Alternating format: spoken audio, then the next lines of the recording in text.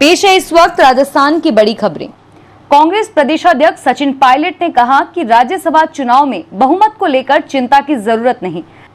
Corona से राजस्थान में 9 और मौत, 369 नए मरीज मिले। जासूसी के आरोपियों को अदालत ने भेजा पुलिस हिरासत में। मंडी शुल्क का 75% हिस्सा क्रय विक्रय सहकारी समितियों को देगी सरकार। राजस्थान हाई कोर्ट और अधीनस्थ न्यायालयों में 29 जून से लगेगी रेगुलर अदालतें।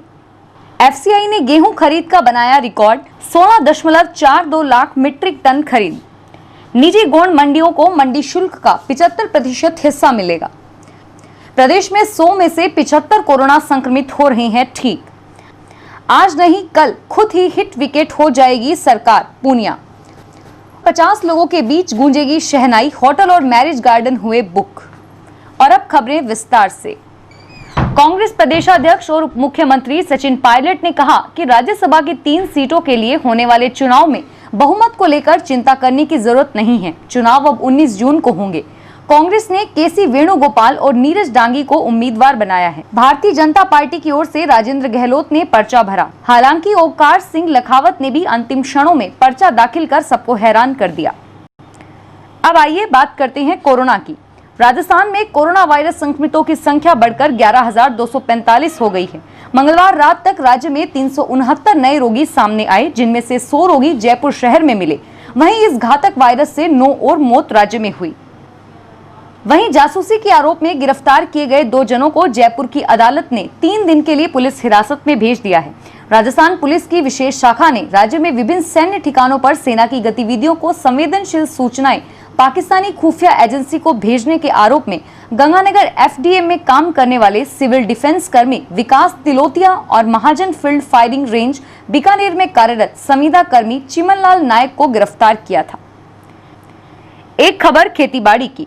ग्राम सेवा सहकारी समितियों व क्रय विक्रय सहकारी समितियों द्वारा संचालित निजी गौण मंडी प्रांगणों में संकलित मंडी शुल्क का 75% हिस्सा इन्हीं समितियों को मिलेगा। मुख्यमंत्री अशोक गहलोत ने इसके लिए कृषि विपणन विभाग से प्राप्त प्रस्ताव को मंजूरी दे दी है। और हाँ, फसली कर्ज ले चुके जो किसान अब प्रधानमंत्री फसल बीमा योजना का लाभ नहीं लेना चाहते, वे 8 जुलाई तक संबंधित बैंक शाखा में आवेदन कर सकते हैं। राजस्थान हाई कोर्ट और अधीनस्थ न्यायालयों में ग्रीष्मकालीन अवकाश के बाद 29 जून से ही रेगुलर अदालतें लगेगी। 29 जून से अदालतों के समय में बदलाव करने हेतु सुबह 10:30 बजे से शाम 4:30 बजे तक अदालतें लगेगी। हाईकोर्ट की प्रत्येक बेंच के समक्ष प्रतिदिन सुनवाई के लिए 100 से कम केस सूचीबद्ध किए जाएंगे। मुख्य न्यायाधीश इंद्रजीत महांती की अध्यक्षता में हुई उच्च स्तरीय कमेटी की बैठक के बाद ये निर्णय लिया गया है। भारतीय खाद्य निगम ने भारत सरकार के निर्देश पर रबी विपणन वर्ष 2020-21 के लिए केंद्रीय पूल में मात्र 53 दिनों में 16.42 लाख मीट्रिक टन गेहूं की रिकॉर्ड खरीद की है। यह पिछले वर्ष में 90 दिनों में की गई खरीद की तुलना में 2.30 लाख मीट्रिक टन अधिक है।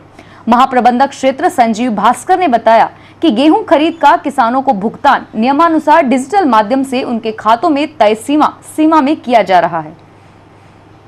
राजस्थान के मुख्यमंत्री अशोक गहलोत ने प्रदेश के ग्राम सेवा सहकारी समितियों एवं क्रय विक्रय सहकारी समितियों द्वारा संचालित नए घोषित निजी गौण मंडी प्रांगणों में संकलित मंडी शुल्क का 75% हिस्सा इन समितियों को देने का निर्णय लिया है और इससे सहकारी समितियों को कृषि उपज बेचने के लिए अधिक संख्या में निजी गौण मंडियों के संचालन को प्रोत्साहन मिलेगा।